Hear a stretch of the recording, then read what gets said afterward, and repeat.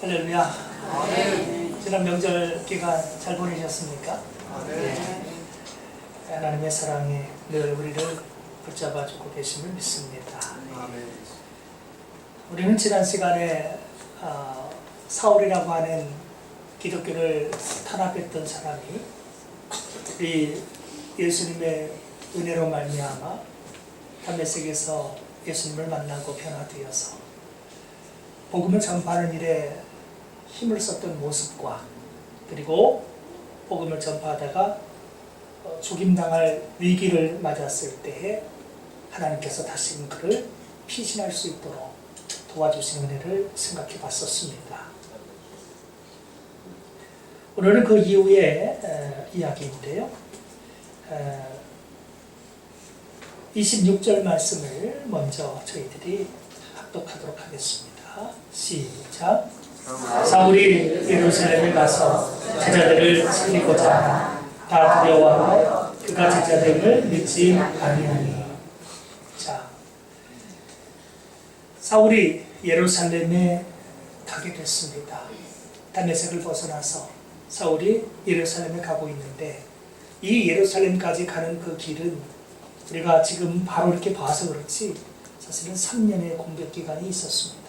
3년 전 그는 예수님을 믿는 무리들을 체포하기 위해서 그 대제사장들에게 공문을 받아가지고 예루살렘을 출발했습니다. 그렇게 그는 다메섹까지 가게 됐었고, 다메섹에서 예수님을 만난 이후에 갈라디아서에 있는 기록대로 3년 동안 그는 아라비아 광야에 있었습니다.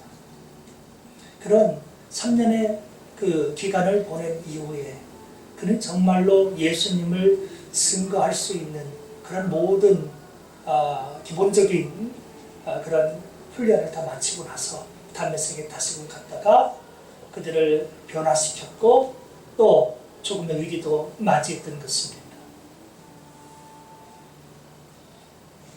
3년 전에는 예루살렘을 떠날 때 핍박자로서 그를 떠났습니다. 그러나 지금 그가 예루살렘에 가고 있는 이 걸음은 핍박자로서가 아니라 복음을 전파하는 전도자로서 그는 예루살렘을 3년 후에 방문하고 있는 것입니다. 하나님의 계획에 따라서 핍박자의 발걸음이 전도자가 되게 하신 것입니다. 하나님의 은혜와 섭리는 사람의 삶을 송두리째 능히 바꿀 수 있는 것입니다. 아멘. 사울이 오늘 예루살렘에 가고자 하는 것은 그 예루살렘에 초대교회가 있었기 때문이죠. 이 예루살렘에 가서 목적이 있었는데 제자들을 사귀고자 함이었다는 것입니다. 제자들, 예수님의 제자들을 사귀고자 함. 즉 이것은 교회 안에 들어가고자 함이 목적이었다는 것입니다. 다메섹에서 예수 그리스도의 이름을 증거하고 여러 사람들에게 복음을 전파하고 있었지만 그는 외로이 혼자 사역을 하고 있는 관계였습니다.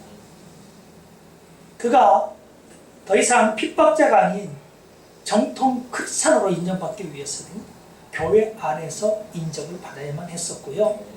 그래서 예수님께서 직접 양육하신 그 제자들과 사귐이 있어야만 했었어요. 그래야 전 세계 복음을 떳떳하게 가서 전파할 수가 있게 되는 것입니다. 제자들을 사귀고자 하는, 교제하고자 하는, 교회 안에서 함께 어울리고자 하는 그의 순수한 목적을 품고 예루살렘에 지금 가고 있는 것입니다. 핍박의 땅, 과거에 예수님을 죽였던 그 예루살렘을 향해서 그는 기대를 가지고 가고 있습니다.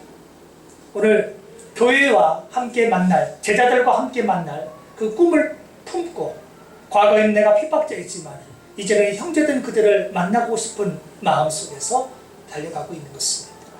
그런데 이렇게 달려갔던 그에게 큰 문제가 발생하고 말았습니다. 그것은 무엇이었습니까? 바로 제자들이 그를 다 두려워해서 믿지를 아니하는 것이었습니다. 그를 신뢰하지 아니했다는 것입니다. 사울이라고 하는 사람이 3년 전에 다메섹에서 그렇게 예수님의 빛을 보고 예수님을 만나고 거기서 복음을 전파했다고는 하지만 3년의 시간이 아무리 지나갔어도 이전에 사울이 행했던 악행들을 기억하고 있는 이 예루살렘에 있는 크리스찬들로서는 사울을 믿어줄 수가 없을 정도였다는 것입니다. 얼마나 그가 핍박자로서 앞장서서 사역을 해왔는지요. 3년이 지났음에도 아직도 선명하게 교회는 그의 악행을 기억하고 있었습니다. 그가 크리스찬이 됐다는 사실을 못 믿겠다는 것입니다. 과거에 그의 성품으로 볼 때는 도무지 크리스찬이 되어서 그가 변화됐다는 사실을 어느 누구도 인정할 수가 없겠다는 것입니다. 이방인을 구원하는 그런 전도자로서 예수님의 부르심을 입었어요. 이방인의 사도로 부르심을 입었어요. 그런데 그 원대한 꿈을 펼쳐보기도 전에 이 예루살렘 교회에서 그는 배척을 당하고 있는 것입니다. 아무도 그가 제자됐다는 사실을 믿지 아니하는 것입니다. 이것은 사울에게 대내적으로 그리고 앞으로 대외적으로도 문제가 있지만 대내적으로 벌써 큰 어려움이 생겼다는 사실인 것입니다. 그는 이미 예수 그리스도를 영접하고 세례까지 받았지만 예수님을 그 빛 가운데서 만났지만 아무도 그가 제자되었다는 사실을 믿으려고 하지를 아니했습니다. 참 폭복할 일이지요. 답답할 일이에요. 지금 서로 믿어주고 격려하고 포옹하고 함께 하나 되어서 주의 나라를 확장시켜 가야 되는 이 마당에 당장 예루살렘 교회에서부터 자신을 믿어주지를 않는 것입니다.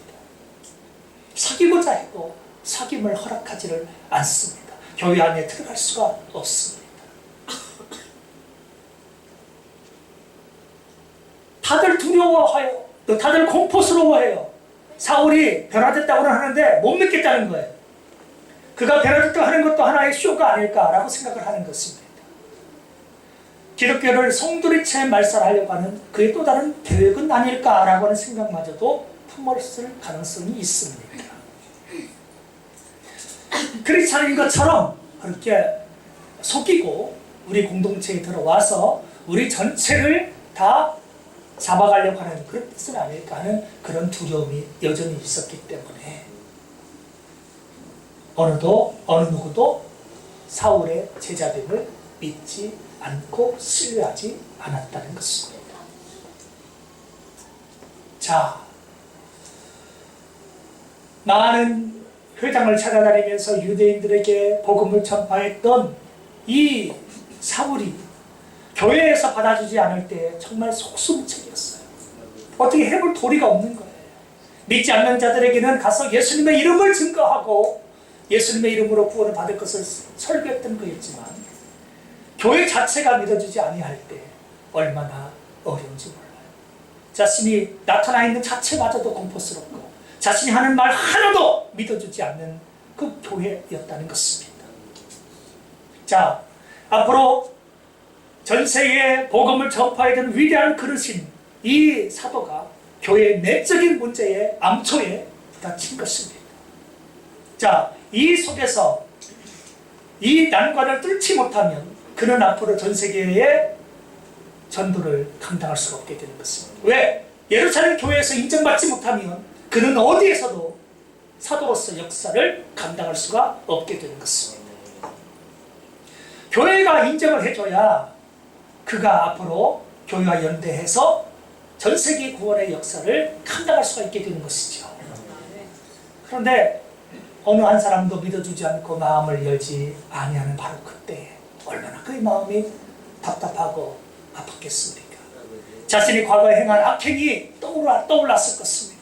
오죽이나 했으면 이 사람들이 나를 이렇게까지 경계하고 나를 공포스럽게 바라볼까 하면서 쓸쓸한 자기의 과거의 그릇됐던 모습이 떠올랐을 것입니다. 입이 10개가 있어도 할 말은 사실 없습니다. 왜? 예수 믿는 사람들 전부 그때 핍박했고 결박하는 일에 자신이 앞장섰고 스데반 집사님이 죽는 때에도 그때도 그 죽이는 사람들의 옷을 증인들의 옷을 자신이 보관했던 전력이 있습니다. 입이 10개라도 할 말이 없는 그였지만, 그러면 앞으로 전 세계에 복음을 전파하는 위대한 그릇인 이 사도 바울, 이 사울이 말이죠. 그러면 여기서 그의 인생이 교회가 믿어주지 않기 때문에 그대로 끝나는 것이냐? 아니었습니다. 이렇게 내적인 괴로움과 아픔, 문제에 직면했을 때 하나님께서 도우셨다라고 하는 사실입니다. 하나님은 그러면 어떻게 도우셨습니까? 바로 바나바라고 하는 사람을 통해서 큰 은혜를 베풀어 주셨습니다. 아무도 믿지 않아야 하는 때에 한 사람이 그를 믿고 그를 변호하게 하신 것입니다. 그 사람의 이름이 바로 바나바예요. 27절에 하나님께서 붙드신 역사가 나타납니다. 자, 27절 읽어보겠습니다. 시작.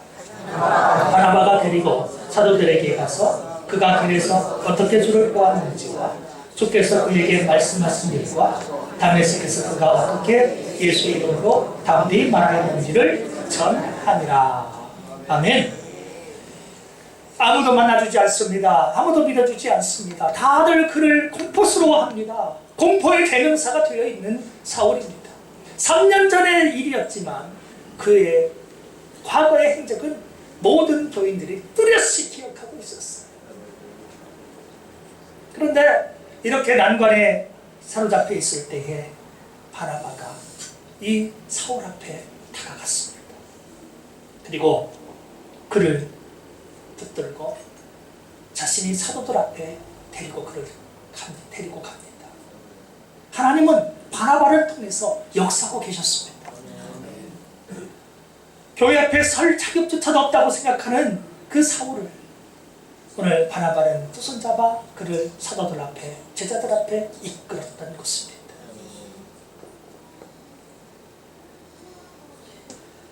바나바라고 하는 사람은요, 교회에서 실망이 두터운 사람이었습니다.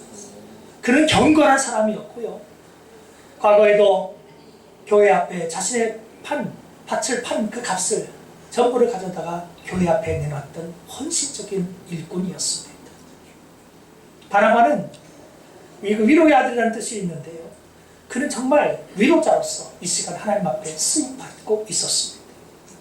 아무도 이 사울을, 두려워하는 사울을 접근하지 않을 때에 바나바는 사울에게 접근했습니다. 그를 위로하는 것입니다. 그를 데리고 사도들에게 이끌고 다가갔습니다. 그리고는 이 사도들 앞에서 바나바가 사울을 대신하여서, 왜? 사울이 직접 얘기하면 아무도 안 믿어주니까요. 사울을 대신해서 오늘 이 바나바가 직접 그의 과거의 행적을 대신 얘기를 해 주었습니다. 그가 얘기해 주었던 내용이 오늘 27절에 써 있습니다. 첫째는 무엇입니까? 그가 길에서 어떻게 주를 보았는지에 관한 이야기였습니다. 즉 다메섹 도상에서 어떻게 그가 예수님을 보게 됐는지 그 과정을 소상하게 대신 대변을 해 주었다라고 하는 것입니다. 다른 사람이 얘기했으면, 아마 본인이 직접 사울 자신이 얘기했다면 아무도 이것을 믿어주지 않았을 것입니다. 그가 혼자 환상을 봤던지 혹은 자기 기만을 하고 있는 것인지 아무도 지금 믿으려고 하지 않으니까 그가 무슨 얘기를 해도 믿지 않을 것이지만, 교회에 두터운 신망을 얻고 있는 바나바가 그 과정을 얘기할 때 사람들은 그 소리에 경청을 하고 있었습니다. 사울이 예전의 사울이 아니라 예수님을 만난 사울이라는 것입니다. 다메섹 도상에서 빛 가운데서 예수님을 만났고 그 예수님에 의해서 변화된 사울이라는 사실을 바나바가 직접 교회 앞에서 설명을 하고 있다고 하는 것입니다. 그리고 주님을 그렇게 배운 이 사울이 예수님에게서 들은 말씀들을, 예수님께서 하신 그 명령들을 그가 대신 또 바나바가 그것을 또 설명을 다 해줬습니다. 그리고 결정적으로요, 마지막 부분에서는 무엇을 얘기했는고 하면 그가 어떻게 예수의 이름으로 담대히 말하였는지를 전하여 줬습니다.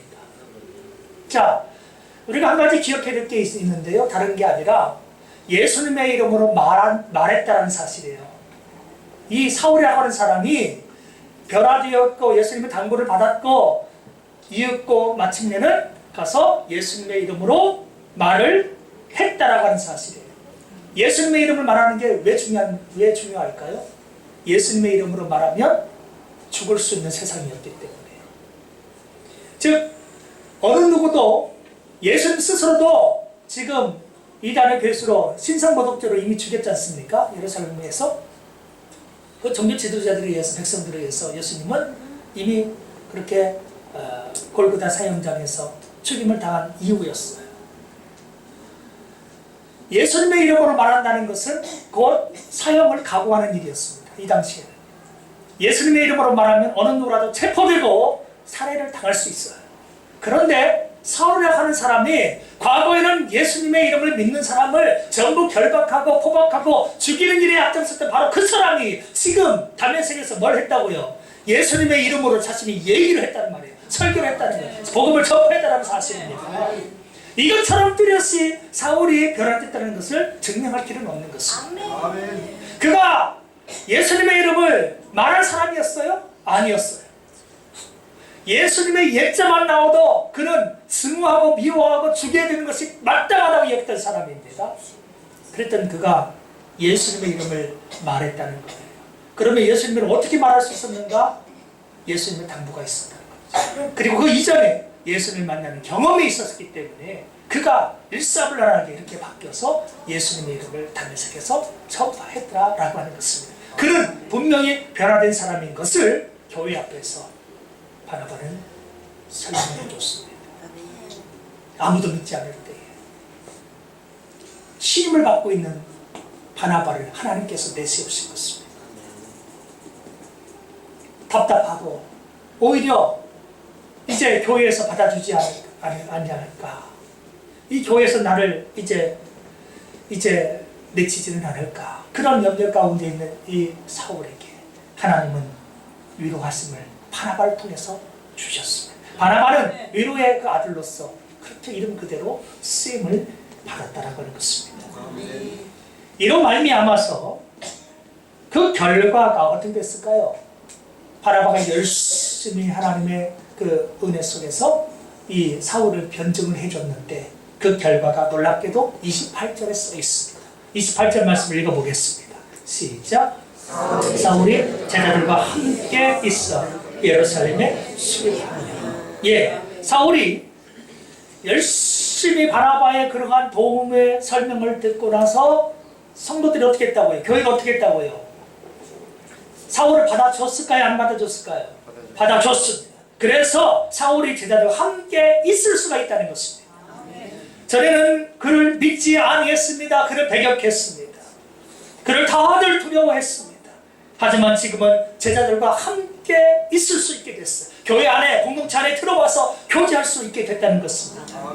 이것은 하나님께서 바나바를 통해서 우리 사울을 위로하신 결과인 것입니다. 하나님께서 교회를 붙들어 주신 위로하신 결과였습니다. 과거에 그렇게 핍박했던 사울이 진짜 변화됐구나. 교회가 수긍하고 인정하고 받아들여줘서 제자들과 함께하는 삶이 됐어요. 공동체 속에 그가 녹아질 수가 있게 됐다는 것입니다. 그리고 또 한 가지, 그를 이 교회가 용납했다는 사실이 그 뒤에 써 있는데, 예루살렘에 수립하며, 예루살렘을 어떻게 돼요? 그 이후로는 마음껏 드나들 수가 있게 됐다는 거예요. 계속해서 드나들 수 있게끔 교회가 그를 완전히 공동체 일원으로 받아줬다라고 하는 이야기인 것입니다. 사랑하는 성도 여러분, 우리가 성경 안에서 위대한 그런 사람들을 꼽으라고 하면 대다수의 많은 크리스찬들이, 뭐 어떤 사람은 베드로를 꼽는 사람도 있겠지만 사울을 많이들 꼽습니다. 왜? 그가 행한 사역이 엄청나기 때문인 것입니다.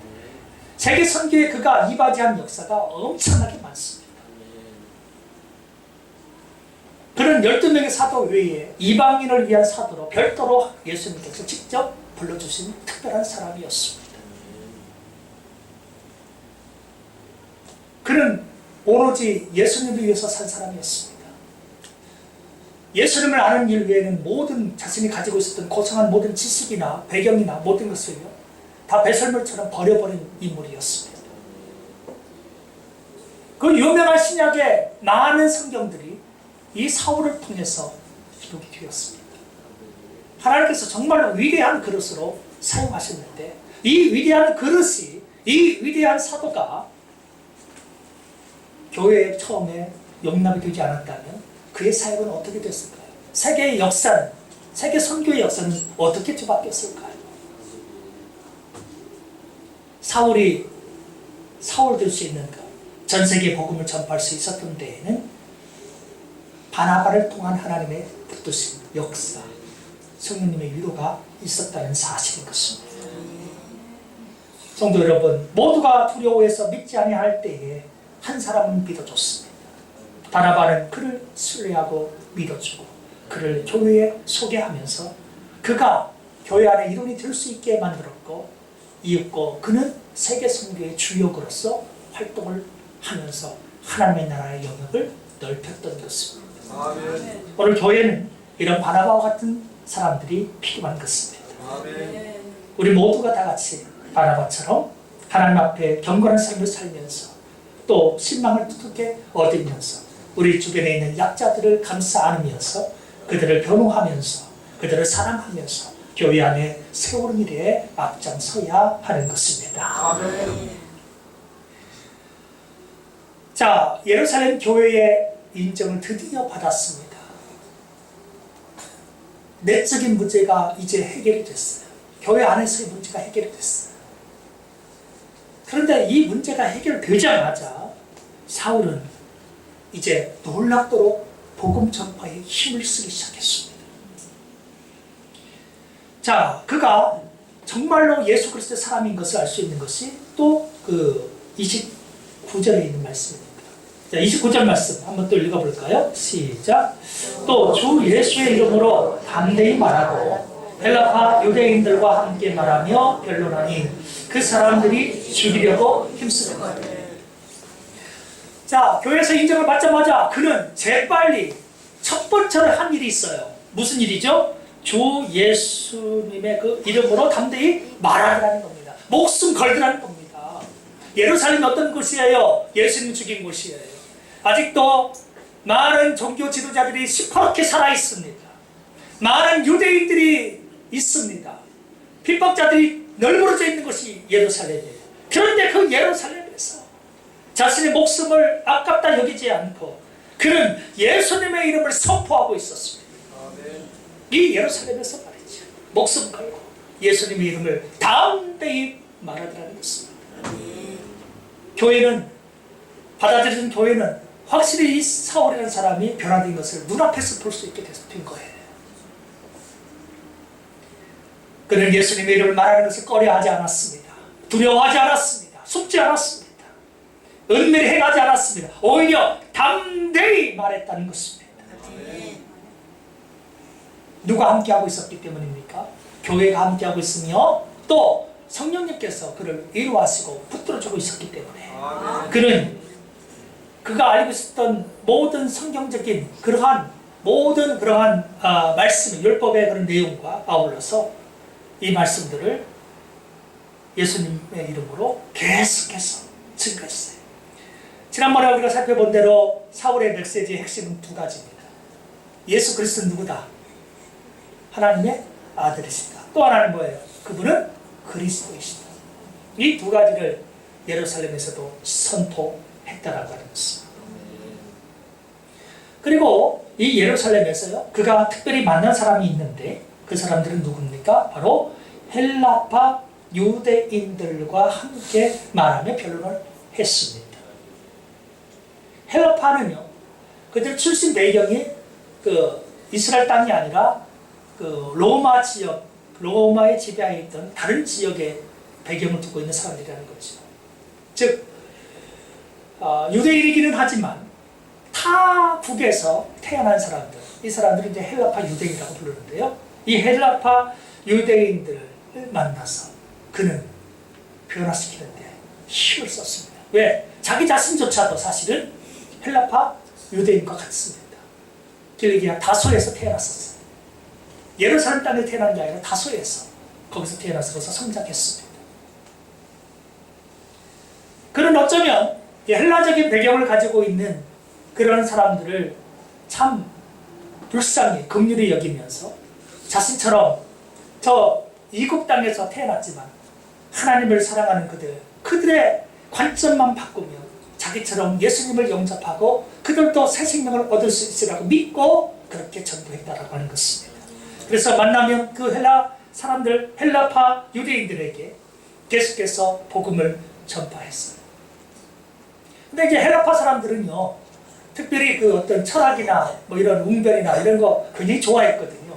논쟁을 굉장히 좋아합니다.